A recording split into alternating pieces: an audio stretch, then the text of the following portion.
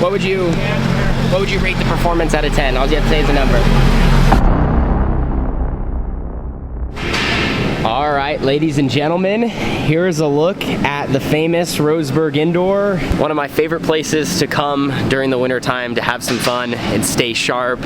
This track's only about an hour north of my house, and back in 2008, 2009, when I first got into kart racing, I came here, ran during the winter along with Red Bluff, just to try to get better, and this is where I won some of my first races. So of course I love coming back, and then this year, a good friend of mine, Kyler Shaw with Fast 4 Media, is actually promoting the place and promoting his big show, the QRC Timber 50, which is this Thursday, Friday, and Saturday, and tonight is the prelude to that event to kind of get all the bugs worked out, get their first race of the season in, and kick off such a huge week as we race tonight, and then run those 4 and have a practice show in between. So we're gonna have 4 total nights of racing inside this building this week. Now you're probably asking, why is this track unique? Well, it's just such a tight bull ring like Red Bluff, but races really, really fast and has good banking bottom to top. So this will be a fun transition from the world of Outlaws back to some of my roots, but so happy to be here and excited to support one of my good friends and what he's doing. So all the on-track action is gonna be starting here in just a little bit, but before we actually get out there and get up to full speed, I wanna show you the kart that I'm gonna be running.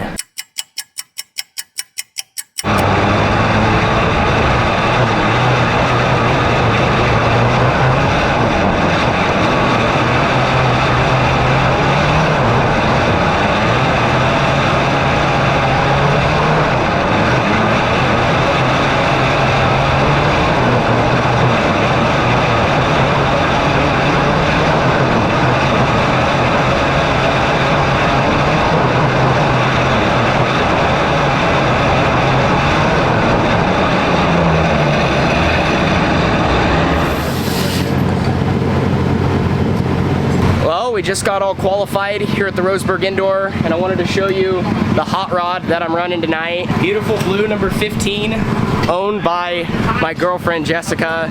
So she owns this car, and I'm running it tonight because she actually has to work. So she's at work right now. She's on her way here. I was trying to put something together to run. Why'd you get beat by a girl? We'll talk about that in a second. 121 out qualified. Mom and Dad just rolled in. So my girlfriend Jessica, she had to work, and she was gracious enough to allow me to run her own personal Outlaw kart, which worked out because this is actually an old kart out of the factory QRC program. It has one of my old seats in it. So I fit perfectly, got here, didn't have to do much, but the only part of the deal was I had to run my own wheels and tires because she prepped all sorts of stuff for the Timber 50, so she made me mount my own wheels and tires. And what my dad was referring to is Jessica has a little sister that's 1 year younger, and she went quick time and I went second. So you see the fleet of Outlaw karts.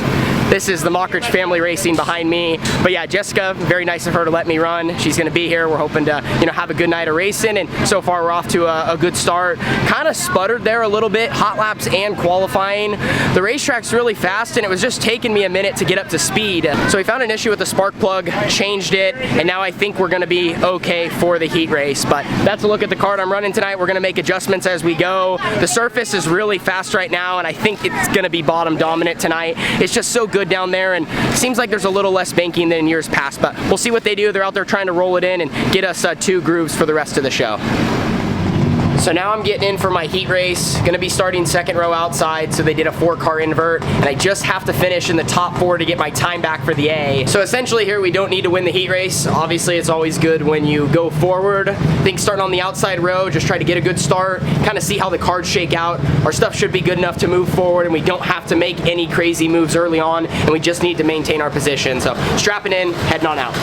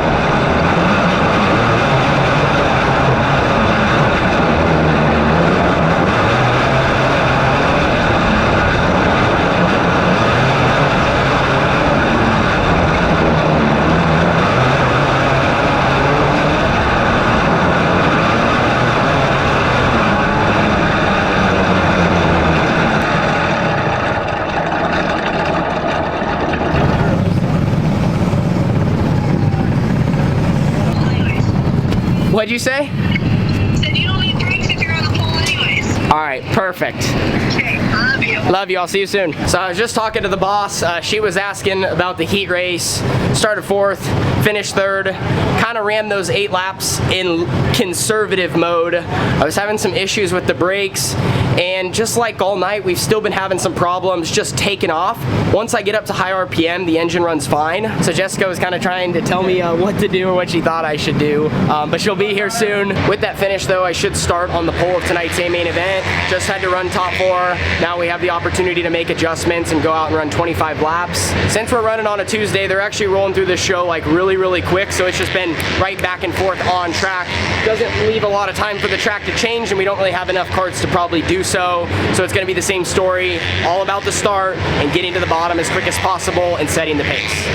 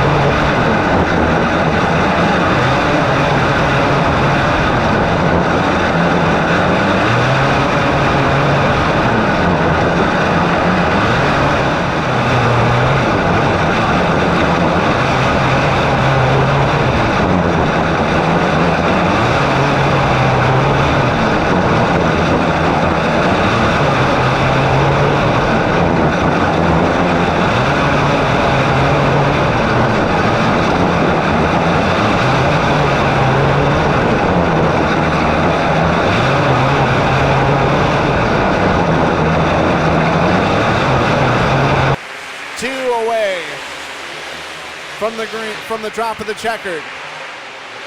Problems for Alex Fowler's. The white is out. 1 to run for Tanner Holmes. Leading all 25 laps. He's going to open up the Roseburg season and the Prelude of the Timber 50 with a victory. Tanner Holmes will win it. Isaiah Vasquez finishes 2nd, 3rd Steven Snotter. Well, that will do it for the Prelude to the Timber 50. As Tanner Holmes, a big win for Mockridge Girls Racing. The 15 car will park it in victory lane.